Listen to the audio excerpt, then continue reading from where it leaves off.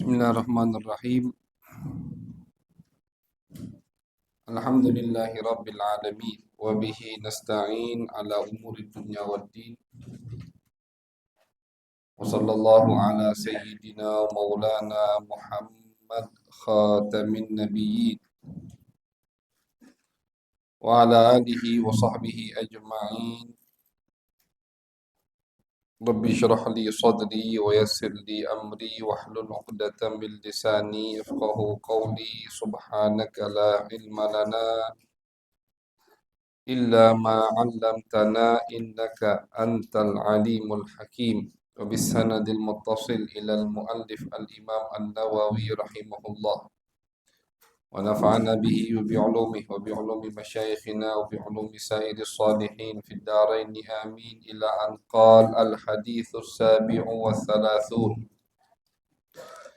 عن ابن عباس رضي الله عنهما عن رسول الله صلى الله عليه وسلم فيما يروي عن ربه تبارك وتعالى قال: إن الله عز وجل كتب الحسنات والسيئات ثم بين ذلك، فمن هم بحسنة فلم يعملها كتبها الله عنده حسنة كاملة، وإن هم بها فعملها كتبها الله عنده 10 حسنات إلى 700 ضعف إلى أضعاف كثيرة، وإن هم بسيئة فلم يعملها كتبها عنده حسنة كاملة، وإن هم بها فعملها كتبها الله سيئة واحدة. رواه البخاري ومسلم. Alhamdulillah, puji syukur kehadirat Allah Subhanahu wa taala. Salawat dan salam kita haturkan kepada baginda besar Nabi Agung Nabi Muhammad sallallahu alaihi wasallam. Ma'asyiral hadirin wal hadirat, jamaah yang dirahmati oleh Allah, alhamdulillah di malam hari yang insyaallah diberkahi oleh Allah, kita duduk bersama kembali untuk melanjutkan rutinan kita daripada mendengarkan hadis-hadis baginda Nabi besar Muhammad sallallahu alaihi wasallam. Mudah-mudahan ini amalan yang akan menjadikan kita termasuk daripada orang-orang yang dekat dengan Nabi Muhammad sallallahu alaihi wasallam kelak di hari kiamat. Amin ya rabbal alamin. Ma'asyiral hadirin wal hadirat, jamaah yang dirahmati oleh Allah, malam hari ini kita berada di hadis ke-37.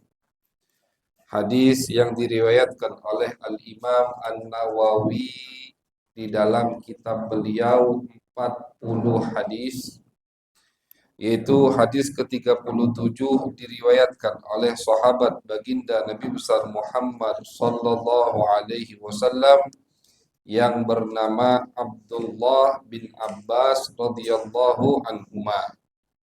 Beliau adalah sepupu atau misan Nabi Muhammad sallallahu alaihi wasallam. Abdullah bin Abbas. Abbas ini saudara ayahnya Nabi. Saudaranya Abdullah. Walaupun umurnya tidak jauh bedanya dengan Nabi Muhammad sallallahu alaihi wasallam. Abbas lebih tua 2 tahun dari Nabi. Abbas hanya lebih tua 2 tahun dari Nabi Muhammad sallallahu alaihi wasallam. Tentunya Abbas ini tidak kandung dengan Abdullah ayah Nabi. Nah, jadi Abdul Muttalib itu banyak istrinya, termasuk putra beliau yang terakhir yang tidak jauh beda umurnya dengan Nabi Muhammad SAW, yaitu adalah Abbas. Abbas ini Nabi anggap seperti bapak Nabi. Ketika ada sahabat yang cekcok dengan Abbas, paman Nabi, kata Nabi, jangan ganggu pamanku. Apakah kalian tidak tahu bahwasannya paman itu seperti bapak kandung? Paman seperti bapak kandung. Maka ya paman dari bapak, paman dari bapak itu bisa jadi wali nikah. paman dari bapak. Paman dari ibu tidak bisa jadi wali nikah. Paman dari bapak bisa mewarisi dan bisa diwarisi. Paman dari ibu tidak. Karena memang paman dari bapak itu lebih dekat hubungannya daripada paman dari ibu. Beda kalau bibi. Kalau bibi dari bapak itu lebih dimenangkan bibi dari ibu daripada bibi dari bapak. Hak asuhnya. Ini menurut pandangan syariat. Jadi misalkan ini anak tidak ada ibunya atau tidak ada bapaknya, bapak ibunya ada. Siapa yang ngasuh dia? Kalau pamannya ada, maka pamannya lebih berhak untuk mengasuhnya. Pamannya tidak ada, bibi dari ibunya, saudari ibunya lebih berhak untuk mengasuhnya. Ini aturan atau pandangan menurut syariat baginda Nabi Muhammad SAW. Kalau paman itu seperti bapak. Abbas itu paman Nabi Muhammad SAW. Beliau masuk Islam termasuk yang masuk Islam ketika Nabi masih di Mekah. Cuman beliau diberi tugas oleh Nabi untuk tidak menampakkan keislamannya agar menjadi mata-mata Nabi di kota Mekah.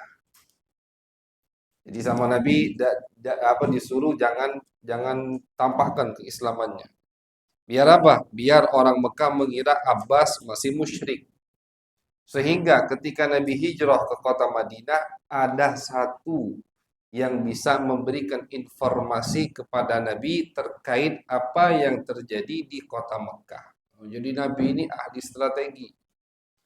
Ahli strategi. Kalau masalah pemimpin, Nabi paling hebatnya pemimpin. Panglima perang, Nabi paling hebatnya panglima perang. Semua paling hebat ada pada Nabi Muhammad sallallahu alaihi wasallam. Jadi Abbas itu Islamnya udah duluan. Cuman sama Nabi diperintahkan untuk tetap di Mekah demi memberikan informasi kepada Nabi Muhammad sallallahu alaihi wasallam. Beliau punya anak namanya Abdullah yang meriwayatkan hadis yang akan kita baca. Abdullah bin Abbas, pemimpin para ulama tafsir, berkat doa Nabi Muhammad sallallahu alaihi wasallam. Nabi pernah mendoakan Abdullah bin Abbas, Allahumma alim faqihu fid din wa alimhu ta'wil. Ya Allah, tolong ajarkan, berikan pemahaman kepada Abdullah bin Abbas di dalam agama dan di dalam tafsir Al-Quran. Makanya beliau hidup di masa yang di situ beliau menjadi beliau pemimpin ulama tafsir. Dari murid-murid beliaulah mencar atau tersebar pendapat-pendapat dalam menafsirkan ayat suci Al-Quran berkat doa Nabi Muhammad sallallahu alaihi wasallam. Ketika Nabi wafat umurnya masih kecil, 12 tahun kurang lebih. Abdullah bin Abbas ketika Nabi wafat umurnya masih 12 tahun atau 10 tahun. Masih kecil beliau. Nabi wafat, beliau tinggal di Madinah, kemudian beliau hijrah ke Mekah, kemudian beliau hijrah ke Taif. Sampailah beliau meninggal di kota Taif. Sekarang kuburannya ada di Taif. Yang umroh misalkan ada rute tur ke Taif, jangan lupa mampir ke Masjid Abdullah bin Abbas. Di situ ada kuburan beliau. Ziarah. Ini sahabat Nabi, sepupu Nabi, pemimpin ulama tafsir dari umat baginda Nabi Muhammad sallallahu alaihi wasallam. Ini hadis diriwayatkan oleh Abdullah bin Abbas. Beliau meriwayatkannya dari baginda Nabi besar Muhammad sallallahu alaihi wasallam. Nabi meriwayatkannya dari Allah Subhanahu wa taala. Ini namanya hadis qudsi. Hadis qudsi yang Nabi meriwayatkan hadis tersebut dari Allah Subhanahu wa taala. Bukan Al-Qur'an ini. Apa bedanya hadis qudsi dengan Al-Qur'an? Bedanya kalau Al-Qur'an lafaz dan maknanya itu langsung dari Allah Subhanahu wa taala. Nabi tidak ada campur tangan di situ. Al-Quran itu murni dari Allah, Nabi hanya menyampaikan. Makanya keliru Orang sempat kan ada tahun-tahun kemarin yang ngomong qala Rasulullah fil Qur'anil Karim. Keliru. Nabi bersabda di dalam Al-Qur'anul Karim. Ini tidak ngerti. Tidak ngerti bagian ilmu hadis, bagian ada ilmu hadis, ada hadis biasa, ada hadis qudsi, ada Al-Qur'anul Karim. Beda. Al-Quran murni dari Allah, lafaz dan maknanya, tartibnya, susunan katanya itu semua dari Allah. Tauqifiyah kata ulama. Susunan per ayat, jangankan per surat, per ayat. Kenapa wawnya di sini bukan di sebelahnya? Itu dari Allah Subhanahu wa taala, dan Allah yang menjanjikan akan dijaga Al-Qur'an per huruf, akan dijaga oleh Allah. Ini tantangan masih Allah buka sampai hari kiamat.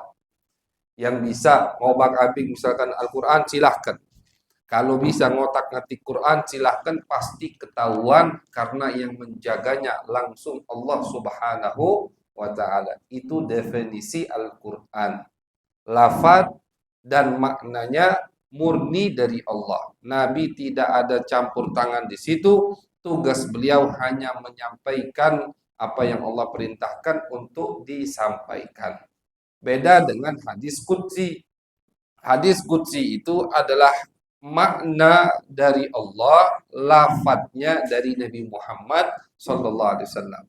Kandungannya, isinya dari Allah, tapi yang memilih kalimatnya, yang memilih susunan katanya, Nabi besar Muhammad SAW. Itu namanya hadis qudsi.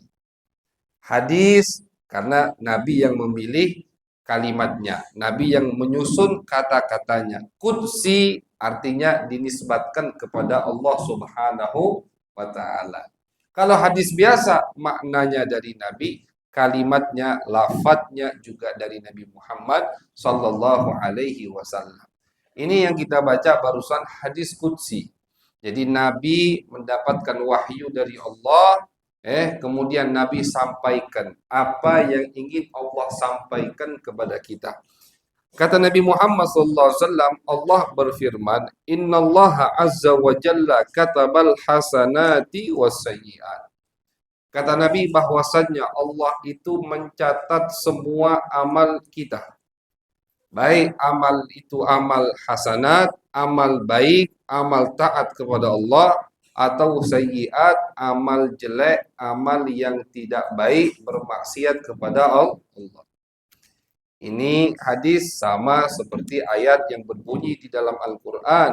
فَمَنْ يَعْمَلْ مِثْقَالَ ذَرَّةٍ خَيْرًا يَرَهُ وَمَنْ يَعْمَلْ مِثْقَالَ ذَرَّةٍ شَرًّا يَرَهُ. Sekecil apapun yang kita lakukan, pasti kita lihat kelak di hadapan Allah. Tidak ada yang bisa ditutupi dari pandangan Allah, dari perhitungan Allah Subhanahu wa taala. Oke, kata ulama, kalau kita senang dengan lolos, habis buat zolim, habis maling, habis makan harta orang, senang kita menang di dunia, senang kita lolos di dunia, ingat di akhirat tidak bakal lolos. Allah pasti tahu, dan tebusan di akhirat lebih pedih, lebih berat daripada kita harus menebus, membayar di dunia. Di dunia kita misalkan balikkan duit dia 1 juta, di akhirat 1 juta ini besar nilainya. 1 juta amal ibadah, 1 juta pahala dibandingkan dengan 1 juta dunia misalkan. Jadi tidak bakal lolos dari pandangan Allah, semua dicatat oleh Allah Subhanahu wa taala. Dan ulama ahlu sunnah wal jamaah mengatakan Allah menugaskan malaikat-malaikat untuk mencatat amal-amal kita. Di Al-Quran Allah sebutkan, ma yalfidu min qawlin illa ladaihi raqibun atid. Setiap ucapan yang kita ucapkan, perilaku yang kita lakukan, itu dicatat oleh raqib atid. Raqib malaikat di kanan yang mencatat amal baik, atid malaikat di sebelah kiri yang mencatat amal jelek. Dicatat. Semua kata Allah tercatat. Semua tercatat. semua dicatat oleh malaikat tersebut. Nah, jadi Allah tugaskan. Allah tidak butuh ada petugas malaikat yang nyatet amal. Allah tidak butuh. Seperti yang kita pelajari, kita ketahui sama di sifat 20, sifat wajib bagi Allah. Qiyamuhu binafsihi. Arti pengertian dari qiyamuhu binafsihi artinya Allah tidak butuh dengan siapapun. Allah tidak butuh dengan Jibril, dengan Mikail, Israel, Israfil, Munkar, Nakir, Raqib, Atid, itu semua Allah tidak butuh. Tapi kenapa Allah menugaskan para malaikat untuk memuliakan mereka dan untuk menjadi contoh bagi kita bahwasanya sesuatu itu tidak bisa kita tackle semua, harus gotong royong, ta'awanu 'alal birri wat taqwa. Allah tidak butuh. Cuman Allah pengen ngasih kita pelajaran. Harus saling gotong royong, bahu membahu dalam beramal, dalam berbuat kebijakan, berbuat amal baik di dalam kehidupan dunia kita ini. Nah, jadi malaikat yang mencatat amal baik dan amal jelek raqib atid. Hadis qudsi Allah jelaskan, Allah mencatat semua amal baik kita dan amal jelek kita. Kemudian Nabi Muhammad melanjutkan riwayat dari Allah Subhanahu wa taala, "Faman hamma bihasanatin." Kata Allah, barang siapa yang ada niat untuk melakukan satu amal kebaikan. Niat dengan kuat, tekad bulat sudah. Misalkan niat pengen sholat berjamaah di masjid. Udah siap. Faman hamma bihasanatin. Baru niat. Tapi niatnya itu bukan sambil tidur-tiduran di kasur. Niat bela. Itu bukan niat. Niatnya itu jadi Allah tidak bisa ditipu kan begitu. Niatnya itu maksudnya sudah bulat. Kalau tidak ada halangan tersebut, dia lakukan. Udah pakai baju, udah siap pengen sholat berjamaah di masjid. Tiba-tiba hujan turun misalkan. Terus. Tiba-tiba mati lampu misalkan. Atau tiba-tiba sakit perut misalkan. Hambatan yang menghambat dirinya sehingga tidak bisa melaksanakan amal baik yang sudah ingin dia lakukan. Kalau tidak hujan, dia keluar ke masjid atau ke musola. Kalau tidak sakit perut misalkan, dia keluar ke musola ke masjid untuk sholat berjamaah. Cuman karena hujan, akhirnya tidak bisa keluar. Sakit perut tidak bisa keluar. Nah, ini kata Allah, "Faman hamma bihasanatin falam ya'malha." Kemudian tidak dia lakukan itu kebaikan. Tidak dia lakukan itu amal ibadah yang sudah dia niatkan. Katabahallahu indahu hasanatan kamilah. Tetap dicatat sama Allah satu ibadah yang sempurna. Udah niat bulat tapi tidak dilakukan. Ada halangan. Tidak bisa dia lakukan. Ada hambatan. Tetap dicatat satu ibadah yang sempurna. Ini termasuk kelebihan dari Allah untuk umat baginda Nabi Muhammad sallallahu alaihi wasallam. Ini tidak ada, Pak, untuk umat sebelum umat Nabi Muhammad. Hanya Allah berikan untuk umat Nabi Muhammad sallallahu alaihi wasallam. Makanya Nabi dalam hadis lain mengatakan kadang niyatul mar'i khairun min amalih. Kadang niat seseorang itu lebih baik dari amalannya. Dia tidak beramal, udah niat, tapi ada halangan, tidak bisa dia amalkan, tidak bisa dia lakukan itu perbuatan baik, maka dicatat pahala sempurna oleh Allah Subhanahu wa taala. Oke, kata ulama, jangan pelit-pelit dalam berniat. Niat. Termasuk adat ulama setiap bangun pagi subuh itu niat. Aku hari ini niat pengen sholat berjamaah 5 waktu. Aku niat pengen sholat duha. Niat pengen sholat semua rawatib. Aku niat pengen bisa diniat disebutkan. Itu berapa pahala sudah. Aku niat pengen bersedekah hari ini. Niat pengen silaturahim. Dibulatkan memang begitu. Terlaksana atau tidak terlaksana itu urusan kakek. Yang penting di pagi hari kita sudah niat. Niatkan kalau tadi. Aku niat pengen meninggalkan maksiat, tak mau berzina, tak mau mabuk, tak mau mencuri, tak mau korupsi, tak mau zalim. Niat itu semua. Itu semua dihitung pahala sama Allah Subhanahu wa taala. Jadi orang dari umat Nabi Muhammad yang pintar memainkan niat itu pahalanya banyak kelak di hari kiamat. Kalau pintar mainkan niat. Yang maksud pintar mainkan niat itu ditambah-tambahin niat. Niat ini, niat ini, niat itu. Semua dihitung oleh Allah Subhanahu wa taala. Walaupun tidak sempat kita lakukan, tidak sempat kita laksanakan, cuman sudah dapat pahala satu dari Allah Subhanahu wa taala. Wa in hamma biha fa'amilaha. Tapi misalkan dia sudah niat bulat ingin dia lakukan ibadah tersebut. Fa'amilaha. Allah berikan dia taufik hidayah. Allah berikan dia kegampangan sehingga dia bisa melakukan ibadah yang sudah dia niatkan. Katabahallahu indahu asyra hasanat. Allah tulis untuk dirinya 10 pahala. Satu ibadah 10 pahala. Satu ibadah, ini satu ibadah 10 pahala. Kalau di dalam ibadah tersebut terkumpul ibadah, berarti kalikan berapa puluh pahala yang Allah berikan untuk kita. Misalkan kita keluar dari rumah ke musola, ini ada berapa ibadah nih? Kita mau nuntut ilmu, kita mau dengarkan hadis Nabi Muhammad, kita mau menghidupkan syiar Islam, kita mau menyambung tadi silaturahim, mungkin ada yang lama tidak ketemu, kita mau tersenyum kepada saudara seagama, pahala. Kita mau berjabat tangan, ibadah. Ini semua ibadah. Satu ini ibadah semua. Kita niatkan itu satu ibadah 10. Dihitung sama Allah. Jadi jangan dianggap enteng atau jangan disepelekan amal ibadah yang kita lakukan di dalam syariat baginda Nabi Muhammad sallallahu alaihi wasallam. Jangan. Kayak kata Nabi, jangan sepelekan amal ibadah. Jangan sekali-kali menyepelekan amal ibadah. Kata Nabi, setengah buah kurma itu bisa menyelamatkanmu dari api neraka. Setengah buah kurma, bukan buah kurma utuh. Setengahnya. Istilahnya ini pesan dari Nabi untuk jangan sampai kita menyepelekan amal baik.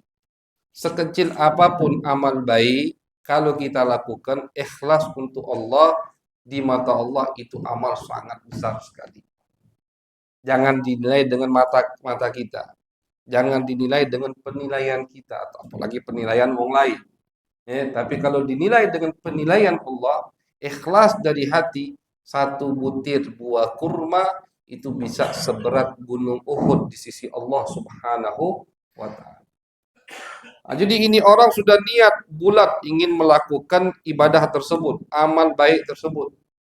Allah beri kegampangan, dia lakukan, dia laksanakan, Allah tulis 10 pahala.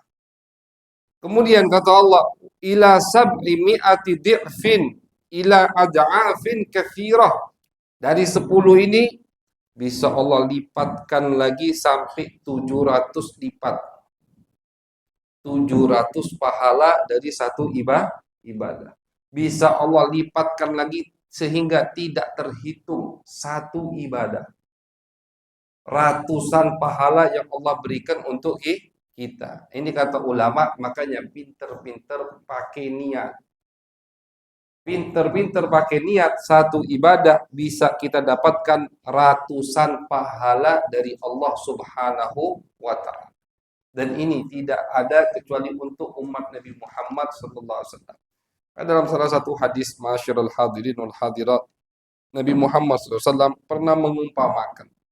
Kata Nabi, umat Yahudi itu seperti orang yang kerja dari jam 6 pagi sampai jam 12 siang. Gajinya 1 dirham atau 1 dinar, taruhlah 100.000. Kemudian kata Nabi Muhammad, umat Nasrani dari Bani Israel seperti orang yang kerja dari jam 12 siang sampai jam 4 sore. Gajinya juga sama, 100.000. Sedangkan umatku kata Nabi seperti orang yang kerja dari jam 4 sore sampai jam 6 sore. Gajinya 200.000. Itu umat Nabi Muhammad. Diperumpamakan sama Nabi. Sedikit beban yang Allah bebani kepada kita, kewajiban tidak seperti yang Allah bebani untuk umat-umat sebelum kita, pahalanya Allah lipat gandakan semua. Dilipat gandakan semua. Bahkan dalam hadis Nabi Muhammad SAW mengumpamakan kelak di hari kiamat ada satu orang ketika melihat timbangan amal ibadahnya itu kaget, terkejut. Ya Allah, alangkah banyaknya. Dia sendiri tidak ngerasa banyak amal ibadah sebanyak itu. Terkejut. Alangkah banyaknya ya Allah. Kata Allah, ini sedekahmu pada hari. Sedekah yang sedikit-sedikit di pandangan dia. Dia nilai itu sedekah sepele. Ternyata sedekah itu besar timbangannya di sisi Allah Subhanahu wa Ta'ala. Ini hanya khusus untuk umat baginda Nabi Muhammad Sallallahu Alaihi Wasallam. Jadi yang melakukan ibadah yang sudah dia niatkan, Allah kasih 10 pahala. Itu pertama kali. Niatnya banyak, niatnya baik, amalnya tepat, waktunya tepat, bisa Allah lipatkan sampai ratusan kali lipat. Fadlun minallahi wa ni'mah. Ini murni pemberian dari Allah Subhanahu wa Ta'ala. Wa in hamma bisayyi'atin. Kemudian kata Nabi meriwayatkan dari Allah Subhanahu wa Ta'ala di dalam hadis qudsinya, barang siapa dari umat manusia, umat Nabi Muhammad sallallahu alaihi wasallam, hamma bisayyi'ah, ingin melakukan satu perbuatan maksiat, niat pengen maksiat. Kalau tadi pengen amal baik, selesai sudah. Ini niat pengen maksiat, siap-siap pengen maksiat. Kemudian falam ya'malha, ketika dia sudah niat mantap, udah pengen maksiat, di detik-detik terakhir ingat sama Allah, tidak jadi. Dia tinggalkan perbuatan tersebut. Kata Baha indahu hasanatan kamilah, dapat satu pahala. Ini orang niat mau maksiat, udah bulat niatnya, tapi tiba-tiba ingat sama Allah. Terdengar ayat suci Al-Quran, terdengar misalkan ceramah di di YouTube atau di status orang, terdengar sholawat terhadap Nabi Muhammad SAW, tersentuh hatinya, tak jadi nak maksiat, satu pahala. Nah, tapi kata ulama, tidak jadi nak maksiatnya itu karena tersentuh hatinya, ingat sama Allah, bukan karena hujan. Udah siap nak maksiat, datanya hujan, nah urung katanya betul malam ini. Oh pahala, tidak, itu tidak dapat pahala. Itu malah udah dapat dosa, udah bulat, tekadnya udah kuat, tidak taunya hujan. Tidak taunya misalkan tidak jadi jemput kawannya, tidak taunya gagal. Oh nyesel, marah-marah. Nah, itu bukan itu. Ini contoh untuk orang yang sudah bulat ingin berbuat maksiat, tapi tiba-tiba ingat sama Allah. Nunjukkan kata ulama, jangan putus asa untuk bertaubat kepada Allah. Jangan putus asa untuk kita sadar atau kita menyadarkan orang lain agar mereka ingat kepada Allah. Terkadang masyarul hadirin, Allah buka pintu taubat di waktu yang tidak diduga-duga. Di waktu yang semua tidak menduganya, Allah buka pintu taubat, dia taubat langsung 180 derajat berubah drastis. Contoh, sahabat Nabi yang sangat terkenal, Khalifah kedua, Umar bin Khattab. Siapa yang tidak kenal Umar bin Khattab? Semua kenal dengan Umar bin Khattab. Umar bin Khattab itu saking, Umar bin Khattab itu kan masuk Islam tahun kelima. Artinya beliau tuh sempat 5 tahun memusuhi Islam, musuhi Nabi Muhammad. Saking mustahilnya menurut sahabat yang saat itu ada, Umar ini mustahil masuk Islam, sampai-sampai ada perkataan dari perempuan yang sangat terkenal. Kata perempuan ini, lebih masuk akal keledainya yang masuk Islam daripada Umarnya. Kata betina ini, yang hidup di zaman Sayyidina Umar. Aku lebih percaya kalau kamu ngomong keledai Umar mengucapkan 2 kalimat syahadat daripada Umar yang mengucapkan 2 kalimat syahadat. Saking apa? Saking mustahilnya Umar masuk Islam. Menurut mereka. Menurut pandangan mereka, Umar tidak bakal masuk Islam. Mustahil. Kejam. Sayyidina Umar. Oleh Sayyidina Umar. Tegas. Luar biasa. Tidak main-main. Dalam Islam dan sebelum Islam. Taubatnya itu karena tidak sengaja mendengarkan beberapa ayat yang dibaca di rumah adik perempuan. Di tahun kelima setelah Nabi Muhammad diutus, Sayyidina Umar udah kewalahan dengan dakwahnya Nabi Muhammad. Bertambah makin banyak sahabat Nabi Muhammad. Kata Sayyidina Umar, makin pecah belah ini. Wong di Mekah ini makin pecah belah. Kelompok Muhammad makin bertambah, kelompok kami makin ribut. Sudahlah, kata Sayyidina Umar. Ini Sayyidina Umar nih. Biar aku ambil pedangku, aku datangi Muhammad, aku bunuh. Niat nggak mau Nabi. Aku datangi Muhammad, aku bunuh. Habis itu kata Sayyidina Umar, lihat apa sifat masih ada akhlak baiknya. Habis itu aku serahkan diriku ke Bani Hashim untuk dikisos. Biarlah aku dibunuh. Dengan catatan aku sudah bunuh Muhammad. Pecongnya ini Muhammad. Penyebab perpecahan ini Muhammad. Sayyidina Umar tidak demen dengan perpecahan. Biarlah aku bunuh Muhammad, habis itu aku serahkan diriku ke Bani Hashim untuk dibunuh. Satu balas satu, cukup, tak apa-apa. Aku korban. Beliau pulang ke rumah, dia ambil pedangnya. Pedang yang tidak pernah dipakai kecuali untuk perang. Wong nyingoknya takut galau, udah, nah ini Umar ada apa ini? Pedangnya dimutuhkan. Akhirnya ada satu orang ngomong, mau kemana kau wahai Umar? Diceritakan saya, aku nak ke Muhammad, aku bunuh. Kata orang tadi, tidak usah jauh-jauh kau Muhammad. Itu datanglah ke rumah adikmu. Adikmu itu masuk Islam sudah. Sayyidina Umar tidak tahu. Tidak tahu adiknya perempuan yang bernama Fatimah sudah masuk Islam. Tidak tahu Sayyidina Umar. Terpukul. Orang yang keras sama Islam. Setiap dari kabilah Sayyidina Umar ada yang masuk Islam, disiksa sama Sayyidina Umar. Disiksa. Budak-budak disiksa, hamba sahaya disiksa. Tidak tahunya adik kandungnya sendiri masuk Islam. Wow, emosinya meluap-luap itu dah. Dia datangi rumah adiknya bernama Fatimah. Fatimah ini suaminya Sa'ad. Sa'id bin Zaid. Sa'id ini termasuk 10 sahabat yang dipastikan sama Nabi masuk surganya Allah. Masuk Islam juga sudah.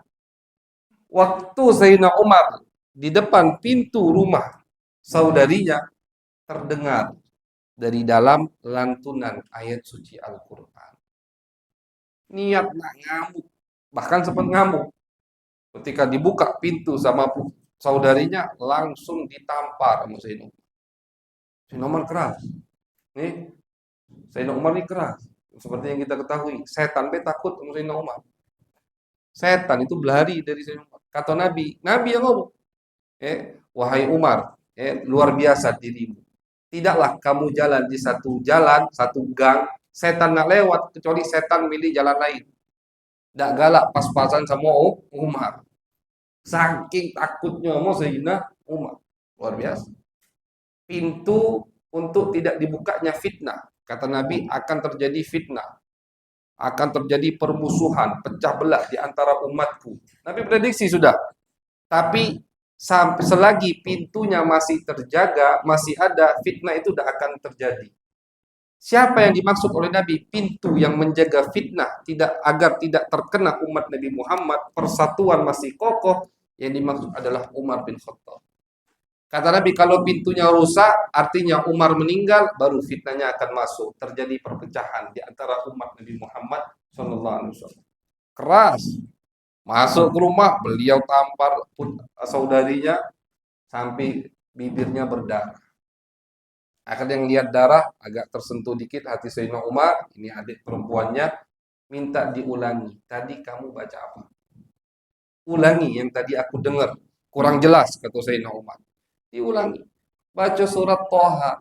Dari ayat pertama sampai ayat 15 atau 20 ayat. Pendek-pendek ayatnya itu. Kalau kita buka surat Thaha satu ayat. Ma anzalna alaikal Qur'ana litashqa, ayat kedua. Pendek-pendek. Baru 15 atau 20 ayat Sayyidina Umar menangis, langsung jadi orang yang mencintai Nabi besar Muhammad sallallahu alaihi wasallam. Luar biasa cintanya sama Nabi. Cuman dengar beberapa ayat. Di waktu yang di situ beliau ingin membunuh Nabi Muhammad sallallahu alaihi wasallam. Jadi jangan menutup kemungkinan untuk orang tidak mungkin ini taubat, tidak mungkin ini jangan. Semua itu yang memegang kendalinya adalah Allah Subhanahu wa taala. Bisa jadi di saat di situ dia ingin melakukan maksiat, tiba-tiba terdengar ayat suci Al-Qur'an seperti Sayyidina Umar tadi, seperti Al-Imam Fudail bin Iyad, imam besar, ulama besar, pengikutnya, muridnya puluhan ribu, dulunya perampok. Fudail bin Iyad itu diceritakan dulunya perampok. Cuman taubatnya lagi nak ngerampok malam hari. Lagi manjat. Lagi manjat pagar seorang perempuan, tidak tahu perempuan tadi di rumah lagi baca ayat suci Al-Qur'an. Fudail lagi nak ngerampok, manjat. Dengarlah ayat yang dibaca oleh perempuan ini. Bunyi ayatnya, Allah mengatakan, apakah belum tiba waktunya bagi orang yang beriman untuk khusyuk zikir kepada Allah? Itu punya ayat. Tiba-tiba dia ngerasa macam ayat tadi tertuju kepadanya. Masuk ke dalam hatinya. Nangis jadi-jadinya. Dia tinggalkan galau. Gawe dia yang lama, taubat sama Allah, jadi ulama besar. Jadi pengikut ulama yang memiliki puluhan ribu pengikut. Taubatnya tidak sengaja mendengar satu ayat. Nah, yang seperti inilah Allah catat pahala untuk mereka. Sudah bulat untuk melakukan maksiat, tapi Allah kasih mereka taufik dan hidayah sehingga mereka ingat bertaubat kepada Allah, mereka tinggalkan perbuatan tersebut, Allah catat satu pahala. Jadi satu pahala Allah berikan untuk mereka. Wa in hamma bisayyi'atin wa in hamma biha fa amilaha katabahallahu sayyi'atan wahidah. Kalau dia niat untuk melakukan maksiat tersebut, sudah bulat dilakukan, jatuh, terjadi maksiat tersebut, Allah catat cuman satu dosa. Beda dengan amal baik tadi. Kalau amal baik tadi niat pengen dilakukan, tidak dilakukan karena ada halangan, satu pahala. Niat pengen dia lakukan, berhasil dia lakukan amal baik tadi, 10 pahala. Bisa dilipat gandakan bahkan sampai ratusan kali lipat. Amal jelek, amal maksiat, niat pengen dia lakukan, tidak dilakukan, ditinggalkan karena takut sama Allah, taubat, satu pahala. Niat pengen dia lakukan, maksiat tersebut dilakukannya, berhasil, cuman dicatat satu dosa. Bukan 10 dosa. Satu maksiat, satu dosa. Satu amal ibadat, 10 pahala, bahkan bisa sampai 700 kali lipat. Ini khusus untuk umat baginda Nabi Muhammad sallallahu alaihi wasallam. Bahkan di riwayat lain Nabi menyebutkan satu dosa itu tidak langsung dicatat oleh malaikat atid, malaikat yang mencatat amal jelek, sampai ditunggu waktu 6 jam setelah dia maksiat, ditunggu. Jadi dalam riwayat Nabi sebutkan pemimpinnya itu Raqib yang sebelah kanan, wakilnya, ketuanya Raqib, wakilnya Atid. Setiap umat Nabi Muhammad melakukan satu kemaksiatan, sama Raqib, Atid tidak boleh nulis dulu, jangan tulis dulu. Kenapa? Tunggu 6 jam, mungkin dia bertaubat kepada Allah. Kalau taubat tidak ditulis sama sekali. Kalau taubat tidak ditunggu, dikasih waktu untuk bertaubat 6 jam dari maksiat yang sudah dia lakukan. Taubat dia tidak ditulis. Tidak taubat, lalu ditulis satu maksiat. Udah ditulis, ingat baru pengen bertaubat, tetap Allah buka pintu taubat dan dihapus sama Allah Subhanahu wa taala. Yamhullah ma yasha. Allah bebas mau menghapus apa saja. Selagi hamba tadi masih mau bertaubat kembali kepada Allah Subhanahu wa taala. Jadi hadis yang kita baca malam hari ini hadis yang menganjurkan kita untuk selalu beramal baik, niat untuk banyak beramal. Jangan pikirkan bisa tidak bisa. Pokoknya niat baik-baik. Niat baik pasti akan dibalas baik oleh Allah. Jangan niat untuk maksiat, jangan niat-niat yang jelek, karena niat jelek pun berbahaya. Sebagai khitam, sebagai penutup, kita riwayatkan cerita yang diceritakan oleh Al-Habib Abdullah bin Alawi Al-Haddad dan oleh para ulama. Cerita bahwasannya diriwayatkan, dan ini betul di hadis di syariat Islam, kita ini dilarang untuk membunuh katak, kodok. Kodok itu katak, difdak bahasa Arabnya, itu tidak boleh dibunuh sembarangan. Kalau tidak mengganggu, tidak boleh kita bunuh. Iseng bunuh kodok, tidak boleh. Ada hadis-hadisnya Nabi melarang untuk kita membunuh katak atau kodok. Ditelusuri sama ulama, dikumpulkan riwayat-riwayat. Apa alasannya? Ternyata alasannya kodok ini ketika Nabi Ibrahim alaihissalam ingin dilempar oleh Raja Namrud, dibakar, disiapkan api yang begitu besar. Sampai-sampai Nabi Ibrahim itu bukan nak dibabit sama dua wong dibawa dilempar, tidak. Pakai ketapel itu dilempar. Apinya besar. Itu kodok ngelihat api tersebut, dia berusaha untuk memadamkan api yang mau dibakar Nabi Ibrahim di api itu. Dia ke sungai, ngambil banyu, ditiup. Apalah manfaatnya tiupan atau semburan kodok? Api yang begitu besar, satu kodok, satu kata. Cuman dia niat baik, pengen bantu Nabi Ibrahim. Dia berusaha terus. Kesungi lagi dia, minum lagi, depan api disembur kenyal lagi, tidak manfaat. Cuman Allah, ini kata ulama, dalam ini cerita diriwayatkan oleh Abdullah Haddad dalam kitab beliau, dan banyak ulama lain menyebutkan cerita ini. Allah balas niat baiknya dengan apa? Dengan di dalam syariat Nabi Muhammad tidak boleh bunuh katak, kodok sembarangan. Lawannya cicak. Cicak itu dalam hadis Nabi Muhammad mengatakan yang berhasil bunuh cicak sekali pukul langsung mati, pahalanya sekian. Besar pahalanya bunuh cicak tuh. Jadi kalau katik gawe di rumah berburu cicak begitu. Katik gawe misalkan nandogon kena habis makan malam berburu cicak, tidak apa-apa. Pahalanya besar. Dalam hadis Nabi sebutkan. Ini hadis diriwayatkan oleh Imam Suyuti dalam kitab beliau Al-Jami'us Shaghir.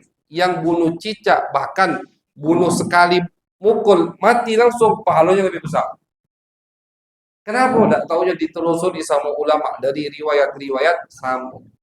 Ketika api untuk Nabi Ibrahim dihidupkan, cicak tiup, pengen mesakkan api itu. Padahal tiupannya katik manfaat juga ke api itu. Tiupan cicak tidak bisa mesakkan api. Api lah besar, cuman niat jeleknya. Ini perumpamaan atau satu gambaran yang Allah gambarkan untuk kita.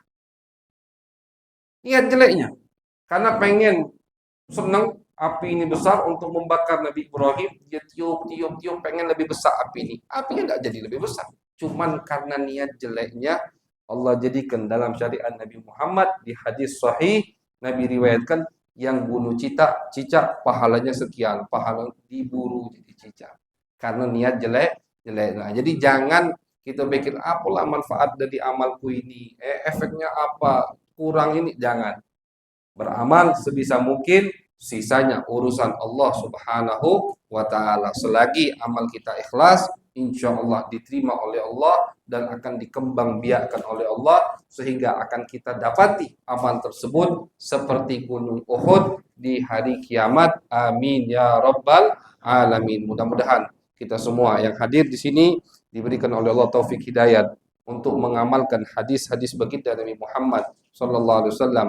Mudah-mudahan kita diberi taufik hidayat, kegampangan untuk mengamalkan semua amal baik dan menjauhi semua maksiat terhadap Allah Subhanahu wa taala fi khairin ulfin wa afiyah. Amin ya rabbal alamin. Sallallahu alaihi sayyidina Muhammad wa ala alihi wa sahbihi wa baraka wasallam. Walhamdulillahi rabbil alamin. Wassalamualaikum warahmatullahi wabarakatuh.